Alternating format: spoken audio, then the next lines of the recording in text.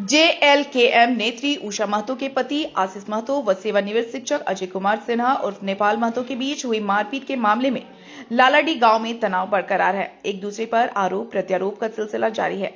आशीष महतो के 3 साल पुराना वीडियो सोशल मीडिया में वायरल किए जाने को लेकर लालाडी गांव में आशीष महतो ने प्रेस वार्ता किया। कहा कि मुझे एक साजिश के तहत फंसाने व मेरी छवि को धूमिल करने का काम किया जा रहा है। कहा कि अजय सिन्हा समेत उनका परिवार गाली गलौज व मेरी जमीन को अवैध कब्जा के रूप में करके रखे हैं। मौके पर छोटू रजक, राहुल रवानी, कार्तिक महतो, विजय महतो, शेखर महतो, संदीप महतो, प्रकाश महतो आदि मौजूद थे। देखिए, मैं प्रेस वार्ता के माध्यम से जो झारखंडी जनमानस है उनको मैं बताना चाहता हूं कि देखिए, लोग बोल रहे हैं कि एक पूर्व शिक्षक हैं, उनके साथ इस तरह नहीं करना चाहिए, लेकिन लोगों को ये चीज समझना पड़ेगा कि ये मेरे पड़ोसी हैं। देख रहे होंगे बगल में सटा हुआ मेरा घर है। ये उनके साथ जो है दुश्मनी आज से नहीं है, ये खानदानी दुश्मनी है। और आप कभी देखिए, अभी देखिएगा कि मेरे जो जमीन जो है उस जमीन को भी वो अवैध रूप से कब्जा करके रखे हुए बहुत पहले से। तो उस सब चीजों को मैं इग्नोर करता, तो उन सब चीजों से कोई मतलब नहीं। वो शुरू से उनको देखिएगा, 2 भाई हैं, 2 भाई देखिएगा, दोनों भाई का जो है सफेद दाग है, शरीरों पे बुरी तरह से सफेद दाग हो गए। मेरी माँ जो थी, उनका वो बीमारी मेरी माँ को थी। मेरी माँ को वे लोग, उनके बाड़ी में एक सरकारी कुआं है, उस कुआं में जो है पानी लेने नहीं जाने देते थे। उनके तालाब है, उनके तालाबों में वो नहाने नहीं देते थे। सूरज पूजा का, हम लोग जब बचपन में थे तो हम लोग का सूरज पूजा होता है, तो सूरज पूजा के दिन जो है उसी दिन जो है बंद कर दिया गया, ताकि ये लोग कैसे सूरज पूजा करेंगे। इतने मेहमान लोग आए हुए थे, गांव वाले लोग थे, खाना कैसे बनेगा, कैसे खिलाएंगे। मेरे पिताजी चाचा जो है, नदी है जोड़िया से जो है भार में, मतलब बांस का डंडा बना के एक तरफ गिलेन, एक तरफ पीछे गिलेन, 2 ऐसे गिलेनों से जो है करके पानी ला ला के जो है वो सूरज पूजा को पार किए थे। तो इतने मतलब इनकी मानसिकता इतनी गिरी हुई है, ये मतलब हमेशा। अच्छा, इनके बारे में और बताऊं, आप थोड़ा सा पीछे जाइएगा तो एक गोराई का जमीन है, बेचारे का घर बना हुआ था, उस जमीन में वो केस करके उसको उसका घर तुड़वा दिए। वो कोर्ट से डिग्री किए, फिर दोबारा केस करा दिए। आप हाई स्कूल के पास जाइएगा, देखिएगा व्यापार मंडल के सामने पूरा जमीन जो खाली पड़ा हुआ, तो आप समझ, कभी आप लोगों के दिमाग में आया कि वो जमीन आखिर खाली क्यों पड़ा हुआ। ये लोग जो है, इनके ही गोतिया का वो जमीन है, और ये जो है वो कई जो है गरीब, एक बगल के ही है, एक गोतिया मेरे चाचा ही लगते हैं, उनकी बेटी की शादी हुई थी, बेचारे वो अपना जमीन को बेचना चाह रहे थे, वो जमीन तक वो बेचने नहीं दिए। मतलब इस तरह का मनसा ये हमेशा रखते हैं, लोगों से जलन भाव इतना रखते हैं। हमारे से खास करके, मैं इन सब पुराने मुद्दों को छोड़ चुका था। हमारे साथ एक्चुअली क्या हुआ, जब से ये जिला परिषद इलेक्शन जीती है, नेम फेम जो इनका हुआ है, पूरे झारखंड के लोग आज जो है उषा महतो को जानती है, पहचानते हैं। इस वजह से इनको और ज्यादा जलन होने लगा। अभी जो विधानसभा चुनाव हुआ, इनमें जो है इनको लगभग 43,000 जो जनताओं का आशीर्वाद और समर्थन मिला, इससे और वो पचा नहीं पा रहे हैं। तो हम लोग अभी 4 तारीख को, आपने सुना होगा, बोकारो में विस्थापितों का आंदोलन हुआ था, जिसमें प्रेम महतो जी को जो है मार के जो है सीआईएसएफ के द्वारा लाठीचार्ज में वो उनकी मृत्यु हो जाती है। उस आंदोलन में हम लोग जा रहे थे, तो महतो मार्केट सीएचसी के पास एक दुकान है, वहां पे मैं कोल्ड ड्रिंक लेने अक्सर जाता हूँ। जब भी बलियापुर जाता हूँ मैं वहीं कोल्ड ड्रिंक लेता हूँ। तो वहां पे मैं कोल्ड ड्रिंक लेने गया था, तो ये पहले से वहां पे थे। आप लोगों ने शायद सोशल मीडिया के माध्यम से सीसीटीवी फुटेज भी देखा होगा कि वो पहले मुझे उकसाए, माँ की गाली देके वो मुझे उकसाए और बोले कि तुझे बर्बाद कर दूंगा, तुमको नंगा कर दूंगा, तुम्हारी बीबी को जो है सुसाइड करने के लिए इस तरह तुम्हें नंगा करूंगा, पुरानी वीडियो डाल डाल के कि तुम्हारी बीबी के ऐसा नौबत कर दूंगा कि वो सुसाइड करने पर मजबूर हो जाऊंगा, तुम्हारी सब नेतागिरी अंदर कर दूंगा। और देखिए, ये और सबसे आश्चर्य की बात हुई, ये सब सारी घटना देखिए एक आपसी गोतिया की बात है। इसमें अगर सबसे मुझे दुख लगा कि आजसू पार्टी के जो है 2 सांसद प्रत्याशी जो दयानंद महतो जी और गुणानंद महतो जी आते, अरे उनको मैं आपके इससे बताना चाहता हूं कि जो माननीय सांसद चंद्रप्रकाश चौधरी है, कभी उनसे पूछिएगा मेरे बारे में। मैं रामगढ़ में एमवीआई ऑफिसर में पोस्टेड था। रामगढ़ थाना के पास उनके 10 गाड़ी ओवरलोड गाड़ियों को रोक दिया था। सांसद महोदय आए, वो आके मुझे बोले कि जो है, अरे आशीष जी, आप जो है हम महतो लोगों के साथ ही इस तरह कीजिएगा। मैं उन 10 गाड़ियों को छोड़ दिया। गिरिडीह में मैं रहा हूँ, पोस्टिंग रहा हूँ। गिरिडीह में माननीय विधायक जी सोनू कुमार जी है, वो कई बार फोन किए, उनके एक फोन पे कोई भी मुझे फोन करते थे, मैं छोड़ देता था। ये जो बोलते हैं, जैसे मैं वो वीडियो जो जारी हुआ आप सोशल मीडिया में देख रहे हैं, वो कई साल पुराना ये है। इसका कारण ये था कि ये गली है, सामने देखेंगे एक मेरा पुराना रास्ता है, उस रास्ता को भी बंद कर दिया है। वो गली एक जो है, इसका घर का चारों तरफ देखिएगा एकदम घर चकाचौंध है, लेकिन मेरे गली साइड में इतना कचरा फैला के रखा हुआ है, और इस पे कई बार जो है सांप और बिच्छू मेरे घर गली से रास्ते में घुसा, मेरे घर में घुसा। मेरे बच्चे लोग को काटने, उस समय बच्चे छोटे थे, काटने में बचे हुए हैं। कई बार इनको बोला कि इसको आप ठीक कराइए, लेकिन ये सुनते नहीं है और गाली गलौज करते हैं। मतलब इनकी मानसिकता को देखिए कि मतलब कि इधर सांप पले, बिच्छू पले और मेरे बच्चों को काटे और मर जाए। इस वजह से जो है गुस्से से मैं इनको एक बार नहीं, मैं कबूल करता हूं कि मैंने इनको गाली दिया, एक बार नहीं कई बार इनको गाली दिया, लेकिन फिर भी ये सुधरते नहीं है। उस दिन उसके बाद सब मुझे घर में समझाए। मैंने जो है दारू जो है 3 साल पहले लगभग छोड़ चुका हूं। मेरी इसमें धर्मपत्नी का बहुत बड़ा योगदान है, और उस छोड़ने के बाद ये लोगों ने समझाया कि आपस में रहना है, काहे ये सब। मैं इन सब चीजों से बहुत दूर था। 3 साल से हमारे बीच किसी तरह का ना कुछ हुआ।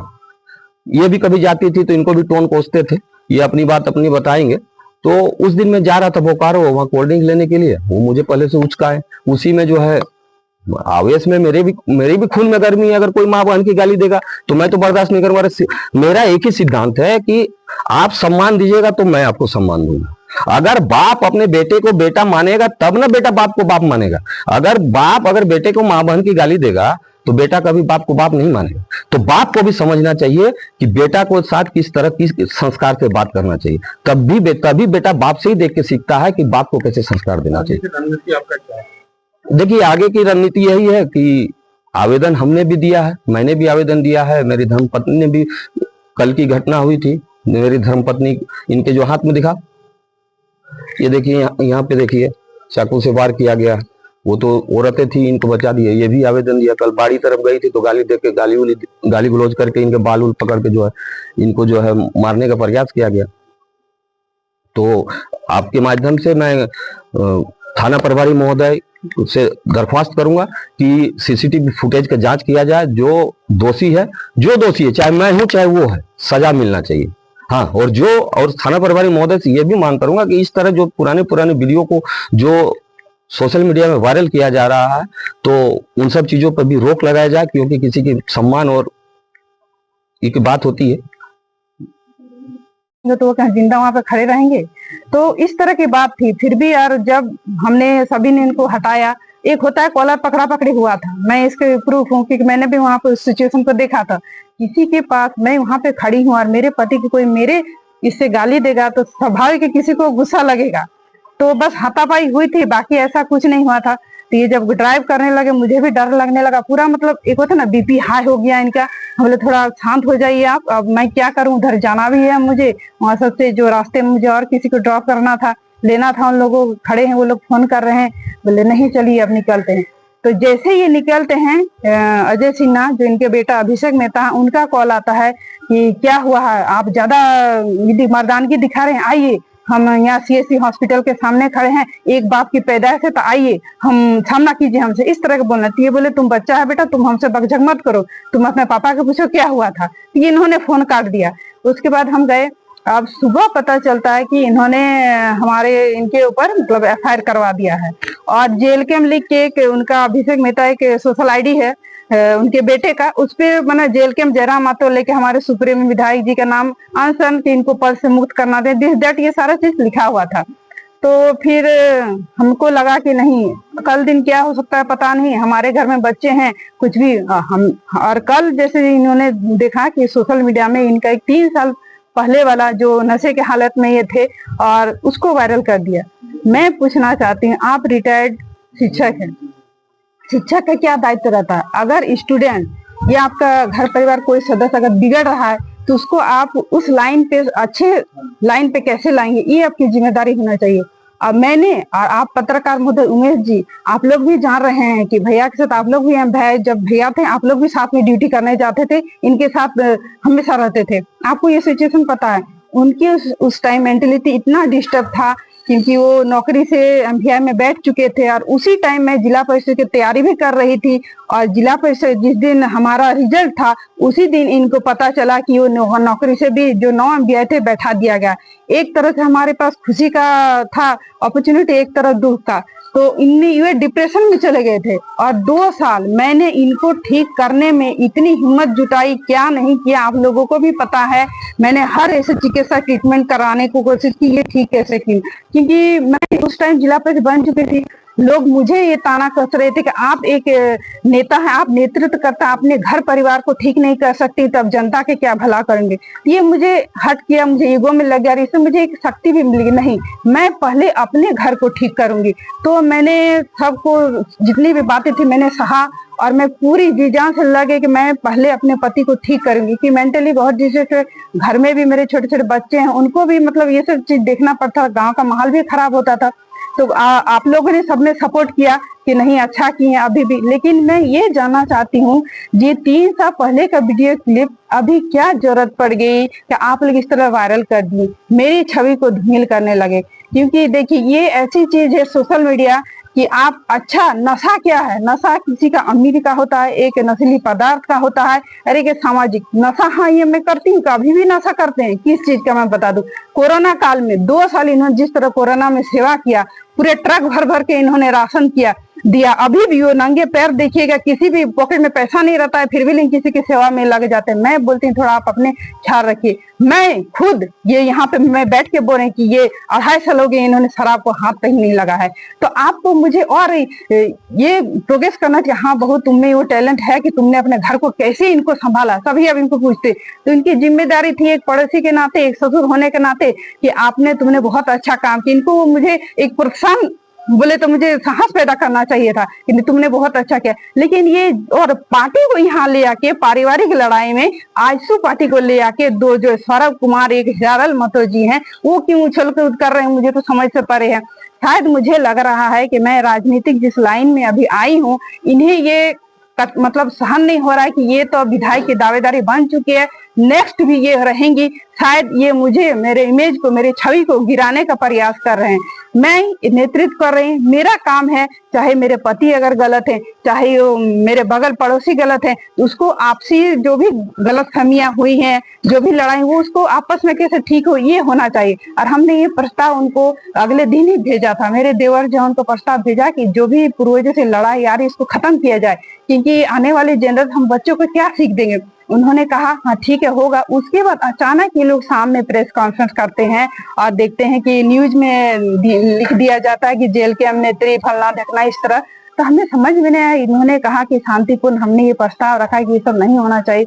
देखिए मैं एक नेतृत्व करता हूँ, मेरे से लोग सीखते हैं, तो मेरा ये काम है, अगर इनकी गलती है तो इनको पनिशमेंट मिले, अगर उनकी गलती है तो उनको भी देखा जाए। क्योंकि ये पुराना वीडियो आप देख रहे हैं सोशल मीडिया, डाउनलोड करके रख सकते हैं। आने वाले दिन में मैं इस पायदान पर अभी हूँ कि मैं पीछे नहीं हट सकती। राजनीतिक मेरा कैरियर आगे की ओर ही ले जाएगा। कहीं ना कहीं ये वीडियो अगर इनके पास, अभी भी मैंने देखा सोशल मीडिया में हिरालाल महतो ने डाला है, मेरे पास और भी एविडेंस है, और भी वो चाह रहे हैं कि मुझे नीचा दिखाए, एक महिला को नीचा दिखाने की पड़ेगी। किसी ओछी हरकत इनकी है, मुझे समझ में नहीं आ रही है।